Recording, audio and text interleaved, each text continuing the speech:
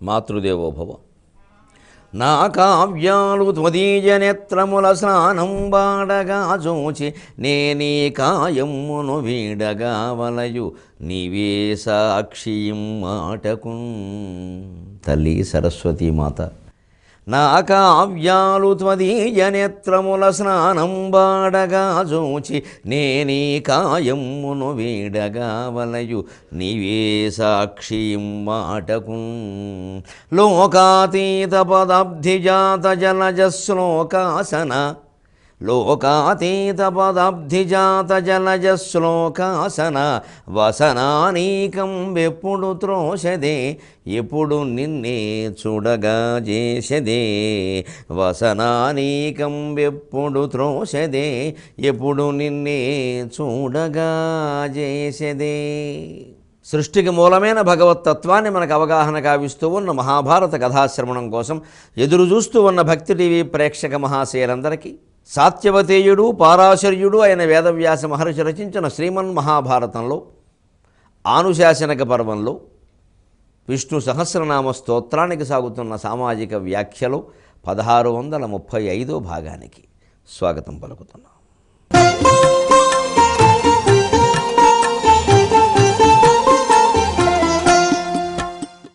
ఉద్భవక్షోభణో దేవశ్రీగర్భ పరమేశ్వర కరణం కారణం కర్త వికర్త గహనో గుహః.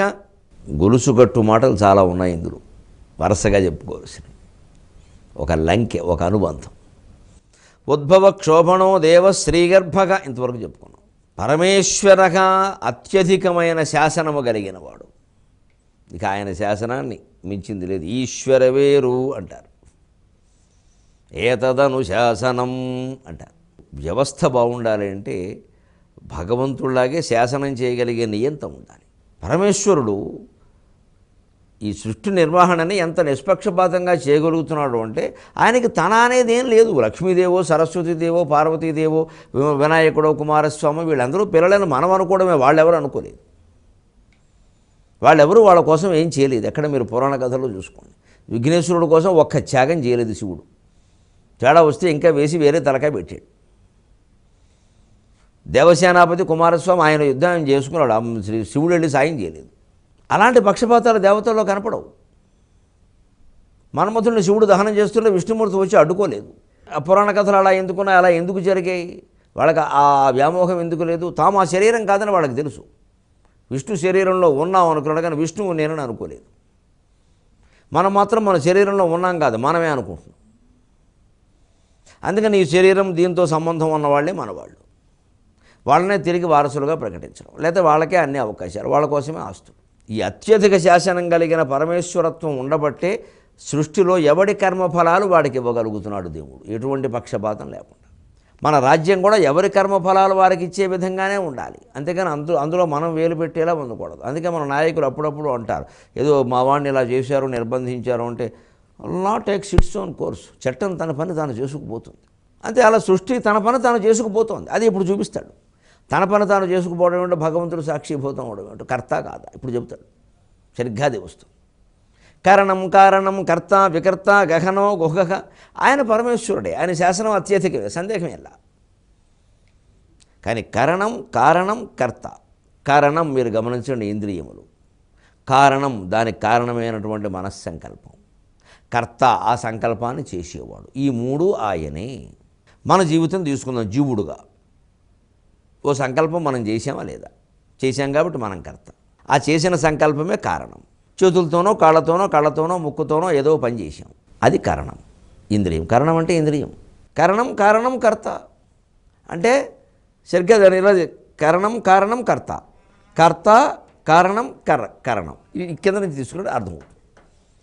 కరణం కారణం కర్త అని చెప్పారు ఛందస్ ప్రకారం. దాని కింద నుంచి రండి, కర్త కారణం కరణం. కర్త ఉన్నాడు భగవంతుడు లేదా జీవుడు. పోను జీవుడు అనుకుందాం ముందు, తర్వాత అర్థమవుతుంది. కారణం ఓ సంకల్పం చేశాడు, అది కారణమైంది. కారణం ఇంద్రియాలు సహకరించే పని, అప్పుడు కార్యం. అందుకే భగవద్గీతలో ఏం చెప్పాడు? కార్యకారణ కర్తృత్వే హేతు ప్రకృతిరేవచ పురుష సుఖ దుఃఖానాం భోక్తృత్వే హేతురేవచ అన్నాడు 13వ అధ్యాయం. కార్యం జరిగిన పని, కారణం దానికి కారణమైన మనస్సంకల్పం, కర్తృత్వం దానికి కారణమైన సంకల్పం చేసిన కర్త. ఇవన్నీ హేతు ప్రకృతి రుచ్యతే, ఇవి ప్రకృతి సహజంగా జరిగిపోతున్నాయి.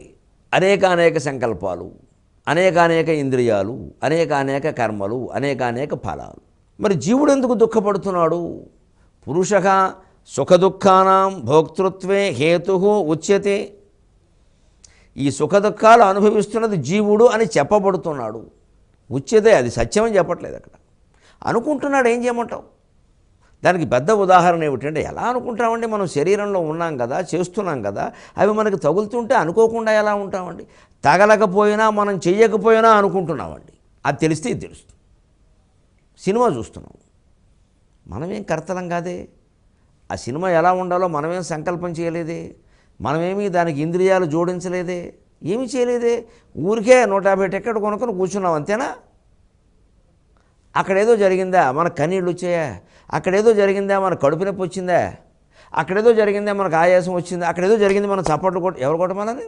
కేవలం మన ఎదురుగా, పైగా ఆ నడుస్తున్నది నాటకం అని తెలుసా, అది సినిమా అని తెలుసా, అది కల్పన అని తెలుసా, అసలు ఆ మనుషులు ఎవరో అక్కడ లేరని తెలుసా, వాళ్ళు ఎక్కడో ఉండి చేసింది కూడా నటనే, అది జీవితం కాదని తెలుసా? ఇన్ని తెలుసుండే మన కళ్ళు వర్షిస్తున్నాయి, కడుపులో దుఃఖం వస్తుంది, కడుపులో దేవేసినట్టు అవుతుంది, రకరకాల భావాలు కలుగుతున్నాయి, భయమేస్తుంది కొన్ని సినిమాలు చూస్తుంటే. మన ఎదురుగా జరుగుతున్న ఒక దృశ్యాన్ని చూసి మనం ఎంతలా స్పందిస్తున్నాం. మనం కర్త కాదు, కారణం కాదు, కారణం కాదు. సరిగ్గా జీవుడు తన ఎదురుగా జరుగుతున్న ప్రకృతి విలాసానికి ఇలా స్పందించడమే జీవితంలో కూడా జరుగుతుంది. అందుకే జీవితమే ఒక నాటక రంగం.